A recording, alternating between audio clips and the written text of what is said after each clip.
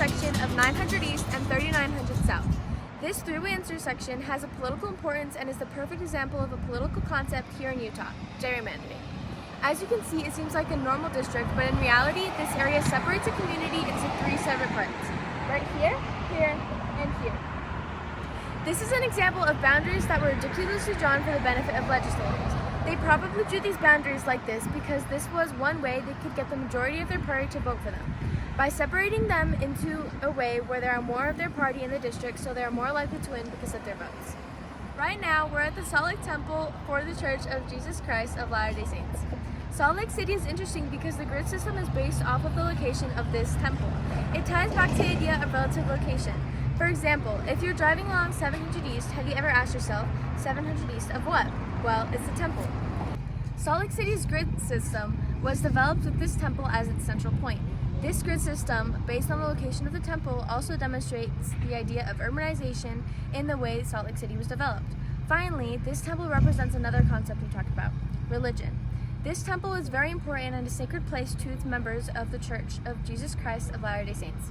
People in this church participate in many religious ceremonies here, such as weddings and baptisms for the dead.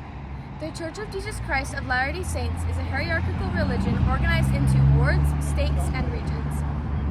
Right now, I'm at the Utah State Capitol and I'm here with Senate President Stuart Adams. President Adams leads the Senate in addressing big issues facing Utah, including education, transportation, and infrastructure. One of the core concepts that the legislature thinks about is population growth. Mr. President, how has the legislature addressed this challenge in recent years? Well, Utah is the fastest growing state in the nation. Every 10 years, we do a census. The United States does a census, and they look at all 50 states. And you know who the fastest growing state was of all 50 states in the last census? Utah, you're right. And so being the fastest growing state in the nation does create some problems. But the way we're going to solve those problems is we spend money on infrastructure, on roads and things that allow people to get around, because we want the quality of life of the next generation, people like you and my grandkids and my kids, to be better than what we have. We spend a lot of money on education also, because we want you to be smarter than we are. And we also spend a lot of money on other things to try to maintain a great quality of life.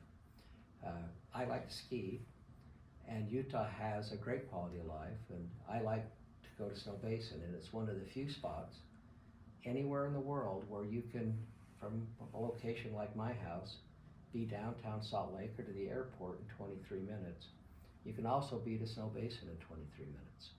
And sometimes it's a hard decision to make as to whether you get up in the morning and go to Snow Basin or whether you come to go to work. So anyway, Utah is a great spot to live, and it's a great spot because people like you and people like your mom who do such a great job to help the state of Utah. Well, thank you so much. Thank you. Here at Wheeler Farm, there are many livestock being raised. Some are raised for consumption, others for public viewing. Wheeler Farm has also a market for the public where they sell things produced from the animals they grow. Wheeler Farm is located very close to the city based on the Von Thunen model because of how close these products need to be to the market before they go bad. The practice of raising these animals is called subsistence agriculture. This sewing shop is a service area for people. Here they make things like carpets, while other places make things like shirts, pants, and other clothing. Sometimes this process takes a long time. This shirt, for example, was made in Bangladesh, probably because it was cheaper to make it there. Its materials could have come from other places too, or making the materials cost less. Producers will outsource the making of their products to places where it is cheaper. The making of a simple shirt like mine is the perfect example of services that are global. This is a Mexican store run solely by Hispanics. When Hispanics move to the U.S., they bring with them their food practices as well as their language, or they learn it from their parents or ancestors who migrated to the U.S. before them.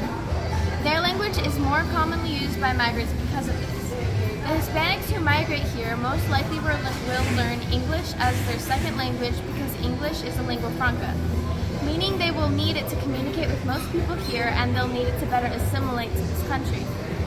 Food can diffuse through the area or, less commonly, stay within the ethnic area.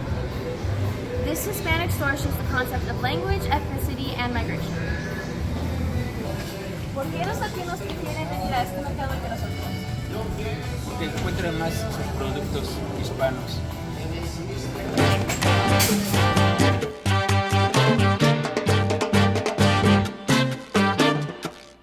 Oye, ¿cómo